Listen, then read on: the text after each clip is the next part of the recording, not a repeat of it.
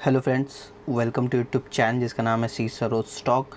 तो जैसे कि मैंने एक अपकमिंग वीडियो डाला था जहाँ पे मैंने बोला था कि मैं एक फंडामेंटली स्ट्रॉन्ग शेयर डिस्कस करूँगा जो हम फ्यूचर के लिए बाय कर सकते हैं और लॉन्ग टर्म के लिए हमें ये होल्ड रखना है। ये एक अच्छा शेयर है जिस पे हम अच्छा प्रॉफिट कर सकते हैं और ये अभी फ़िलहाल 500 के अंडर है। तो हमारा बेसिकली जो शॉर्ट वीडियो हमने अपलोड किया था जहाँ पे हमने बोला था कि हम ऐसा एक फंडामेंटल स्ट्रॉन्ग लाएंगे जो 500 के अंदर है, तो वो शेयर में लेके आ गए वो आप लोगों के लिए। हम इसके A to Z each and every thing हम डिस्कस करेंगे और इसको क्यों ये बेटर स्टॉक है अंडर 500 वो हम बताएंगे। तो चलिए वीडियो स्टार्ट करते हैं। तो हम पहले बात करते हैं इसके मार्केट कैपिटल के बारे में। तो मार्केट कैपिटल कुछ ज़्यादा नहीं है, ओके जहाँ पे 2197 करोड़ का इनका मार्केट कैपिटल है। करंट प्राइस 473 है, हाई मार्क आया है 542, लो है 257। स्टॉक की पी की बात करें तो काफ़ी ज़्यादा है 26.2, okay. Book value 128, okay. Dividend yield है 1.06, ROCE है 31.1% और ROE है 28.6। फेस वैल्यू इसका 5 है और डेब्ट टू इक्विटी है 0.11। तो डेब्ट टू इक्विटी नहीं है, कंपनी के ऊपर कर्जे नहीं है, 0 पॉइंट समथिंग, हम इसे ना के बराबर ही कंसिडर करेंगे, ओके। तो और हम क्या बात करेंगे इसके, ओके। चार्ट के बारे में फ़िलहाल हम बात के लिए रखेंगे और कंपनीज़ के कुछ हम एडवांटेज एंड डिसएडवांटेज के बारे में बात करते हैं। तो कंपनी हैज़ रिड्यूस डेप्थ, कंपनी ने अपने कर्जे कम किए। कंपनी इज़ ऑलमोस्ट डेप्थ फ्री कंपनी है। Company has delivered a good profit growth of 21.70% CAGR over last 5 year. तो कंपनी ने परफॉर्मेंस वाइज भी अच्छा परफॉर्म किया, प्रॉफिट इनका इंक्रीज़ हुआ है लास्ट 5 ईयर में। तो इसके थोड़े डिसएडवांटेज भी है जो कौन से वो हम डिस्कस सकते हैं। तो stock is trading at 3.71 time it's book value. तो आप देख सकते हो ऊपर इसका बुक वैल्यू हमने देखा था कितना आया था 128 और शेयर का प्राइस है 473। तो ये ओवर वैल्यूड हो चुका है शेयर, ओके, इसलिए ये डिसएडवांटेज में दिखा रहा है।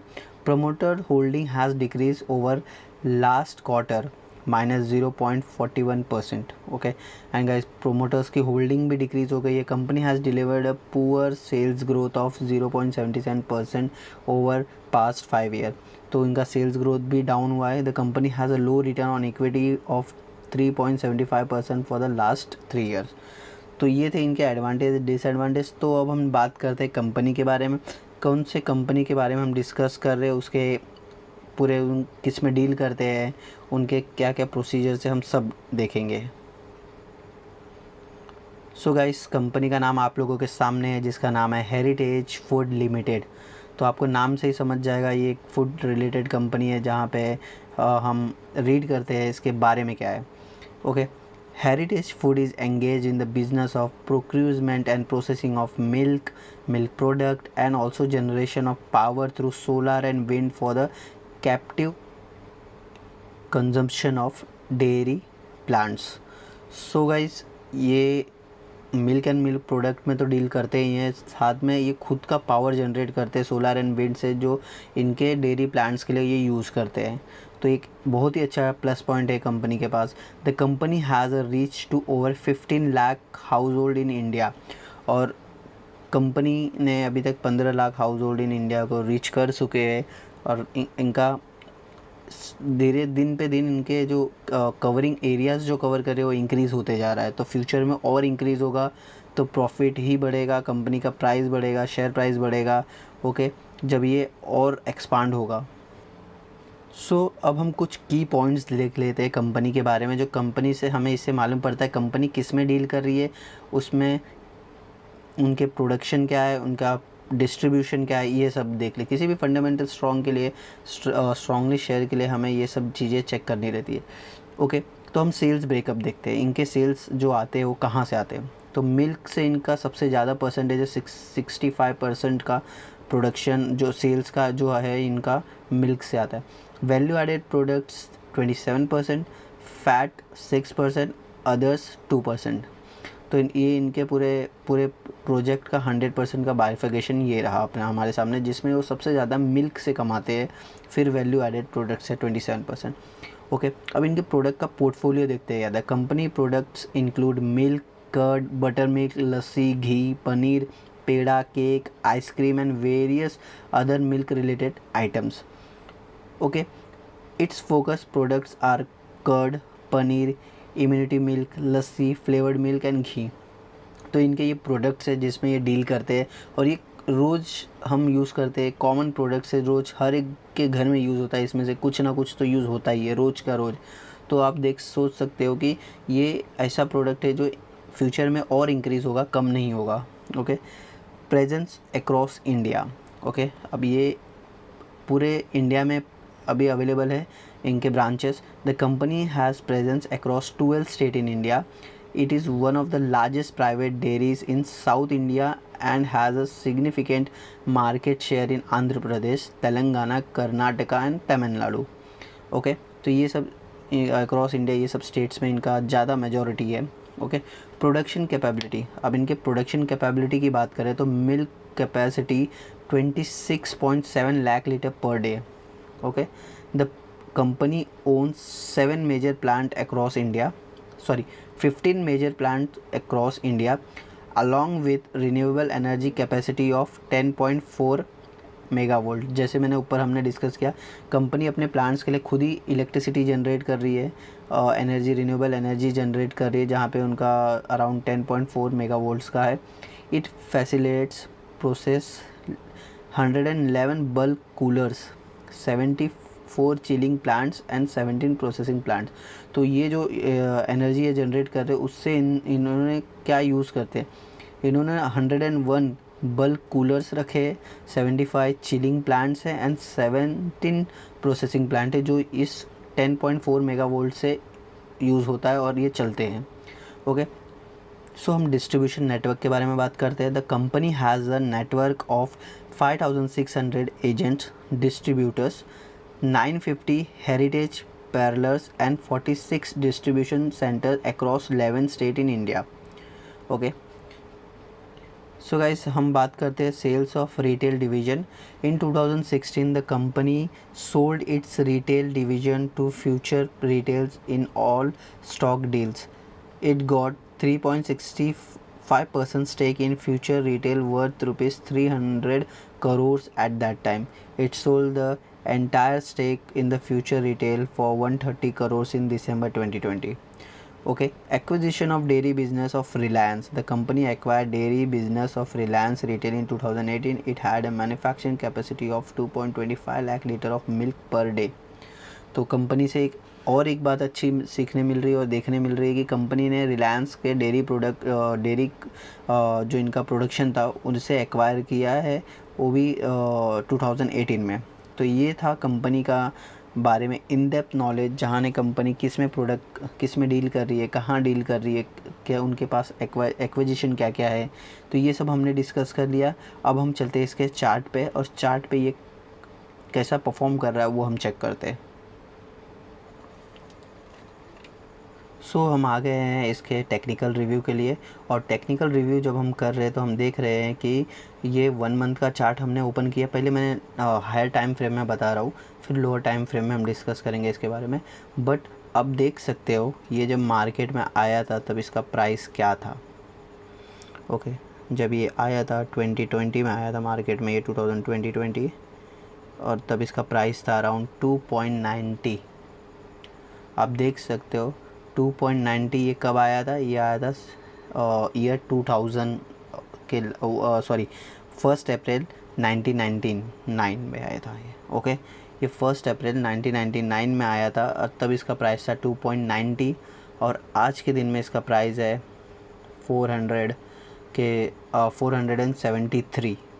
सो आप देख सकते हो कि बोलते हैं ना टाइम वैल्यू, टाइम कितना मैटर करता है किसी शेयर के लिए, और डिपेंड है आप उस शेयर के बारे में किस चीज़ में वो शेयर डील करता है, ये भी इम्पॉर्टेंट है।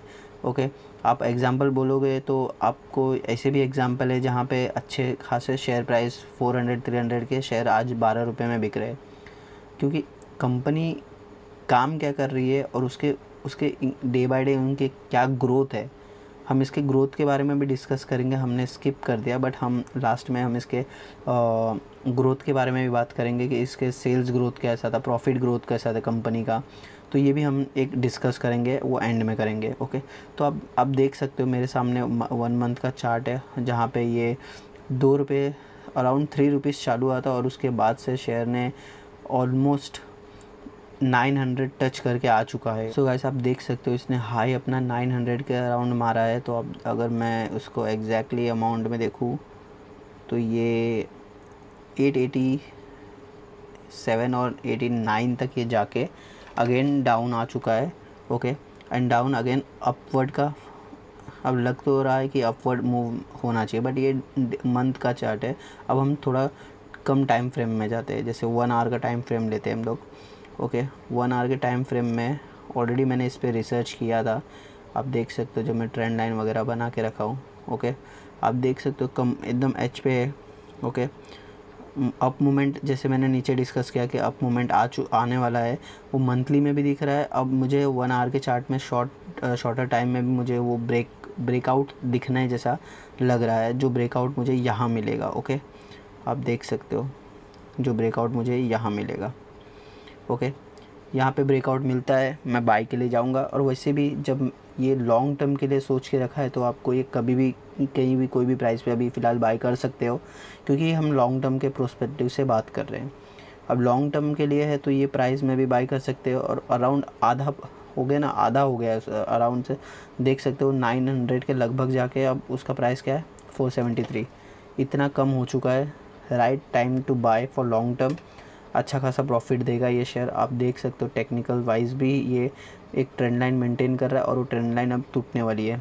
ओके, आप देख सकते हो अगर ये ट्रेंड लाइन को अगर मैं मैनेज करूँ, थोड़ा इधर लूँ, तो आप देख सकते हो एग्जैक्ट मार्केट ने टैप किया है एंड नीचे, तो अभी भी वही होने वाला। अगर ये वो पैटर्न तोड़ता है, ट्रेंड लाइन तोड़ता है, अगेन हम बाई के लिए जा सकते हैं। तो ये था टेक्निकल रिव्यू। अब हम डिस्कस करते हैं इसके ईयर बाय ईयर जो इसके प्रॉफिट ग्रोथ, सेल्स ग्रोथ के बारे में डिस्कस करते हैं। सो हम आ चुके हैं वो स्क्रीन पे। तो बेसिकली कंपाउंडेड सेल्स ग्रोथ की बात करें तो 10 ईयर में 8% था, 5 ईयर में 1%, 3 ईयर में 1% एंड जो लास्ट 12 मंथ का है वो -6% में था। ओके, अब कंपाउंडेड प्रॉफिट की बात करें तो प्रॉफिट देख सकते हो 10 ईयर में 61% था, अभी 5 ईयर में 22, 3 ईयर में 34 और लास्ट 12 मंथ में इसका अराउंड 199%। आप देख सकते हो प्रॉफिट ग्रोथ कंपनी का 199%। अब CGR की बात करें तो वो भी अब 10 ईयर का 27 है, 5 ईयर का 1 है, 3 ईयर का -3% है एंड लास्ट 1 ईयर की बात करें तो 57%। ओके, बहुत अच्छा है। ओके, रिटर्न ऑन इक्विटी की बात करें तो 16%, 14% और लास्ट ईयर में 4% और लास्ट ईयर में 29%। तो ये रिकॉर्ड है कंपनी के सेल्स ग्रोथ के बारे में, प्रॉफिट ग्रोथ के बारे में, CGR एंड इक्विटी ग्रोथ के बारे में। तो आप देख सकते हो आपके सामने पूरा कंपैरिजन है, कंपनी अच्छा कर रही है। एक तो डेयरी प्रोडक्ट्स में डील कर रही है, जो इनके ब्रांचेस बहुत जगह ऑलरेडी अवेलेबल है और फ्यूचर में एक्सपांड होगा तो इनका बिज़नेस बढ़ेगा तो शेयर प्राइस बढ़ेगा तो आप लोगों को फ़ायदा होगा अगर आप लोग बाय करते हो तो। अगर आप बाय नहीं करते हो इसमें कोई ज़बरदस्ती नहीं है, ये मेरा ओपिनियन है, मेरा रिव्यू है। अगर इससे बाय करने का लॉस होता है तो ये मैंने एज अ एजुकेशन पर्पस ही ये वीडियो बना रहा हूँ कि जिसे भी ज़रूरत रहे इस पर रिसर्च कर सके। मेरा रिसर्च ये है, आप अपना रिसर्च करिए, क्या पता इससे बेटर रिसर्च आप करो और अच्छी चीज़ें इसमें ढूंढ के निकाले कंपनी के बारे में। तो ये था मेरा research according to my review. ये एक अच्छा लॉन्ग टर्म इन्वेस्टमेंट शेयर है जहाँ पे हम इसे बाय करके छोड़ सकते हैं। तो ये था हेरिटेज फूड लिमिटेड के बारे में A to Z, जहाँ हमने डिस्कस किए इसके फंडामेंटल्स, इस कहाँ डील करते हैं, कहाँ कैसे डील करते हैं, हम इसके टेक्निकल्स देखें, इसके एडवांटेज देखें, डिसएडवांटेज देखें, इनके ग्रोथ देखें, ईयर बाय ईयर कैसे ग्रोथ हो रहा है, profit growth, sales growth, CGR, equity, सब हमने डिस्कस कर लिया है A to Z। और ब्रेकआउट भी आने वाला है, अगर ब्रेकआउट आता है आप डेफिनेटली बाइक ले जाना, अच्छा खासा रिटर्न देगा। और एक रिक्वेस्ट आप लोगों से, वीडियो को अगर लाइक नहीं किया तो लाइक कर देना, अच्छा लगता है और अच्छे वीडियो बनाने का मोटिवेशन मिलता है।